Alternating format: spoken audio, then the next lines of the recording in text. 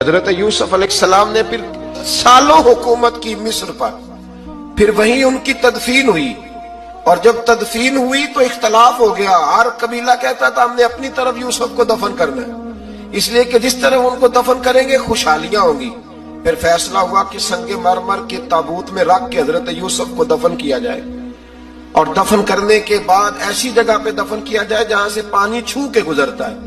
تو ان کو وہاں دفن کیا گیا، پانی چھو کے گزرتا تھا، لوگ کھیتیوں کو لگاتے تھے اور مصر سرسبز و شاداب رہتا تھا۔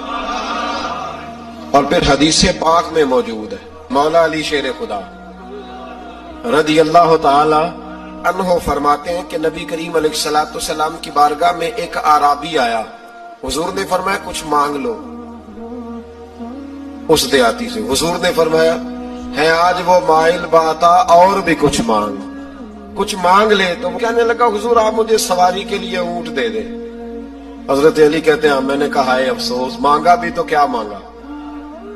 حضور نے فرمایا چل کچھ اور مانگ لے۔ کہنے لگا چلے آنے جانے کے لیے کرایہ بھی دے دے، زادرہ بھی دے دے، کھانے۔ کیا مانگا؟ تو حضور علیہ السلام نے اسے دے دیا۔ تو محبوب فرمانے لگے تجھ سے تو موسیٰ علیہ السلام کے دور کی وہ بوڑھی اچھی تھی۔ کہا وہ بوڑھی کون سی بوڑھی؟ تو حضور علیہ السلام فرمانے لگے رب کریم نے حضرت موسیٰ کو حکم دیا کہ جب آپ مصر سے نکلے تو حضرت یوسف کی قبر کو کھود کر ان کا تابوت بھی ساتھ لے جائے۔ حضرت سیدنا موسیٰ علیہ السلام نے عرض کی مالک وہ کیسے پتہ چلے گا؟ فرمایا وہ تو آپ نے خود ہی پتہ کرنا ہے کہ وہ تابوت کہاں ہے۔ وہ دریا کے اندر تھا۔ کیسے پتہ کرتے کرتے پتہ چلا کہ ایک بوڑھی اماں ہے، اسے پتہ ہے تابوت کہاں ہے۔ وہ کدھر ہے تابوت؟ تو بوڑھی اماں کو پتہ ہے۔ حضرت موسیٰ بوڑھی کے پاس گئے، کہنے لگے اماں وہ تجھے پتہ ہے یوسف کی قبر کہاں؟ کہنے لگی پتہ ہے۔ تو کہا اماں پھر بتا دو۔ کہنے لگی مفت میں بتا دوں، نبی کے مزار کا ایڈریس اور فری میں بتا دوں، یہ کیسے ہو سکتا ہے؟ تو حضرت سیدنا موسیٰ فرمانے لگے چل قیمت لے، طبرانی کی حدیث ہے، حضور بیان فرماتے ہیں۔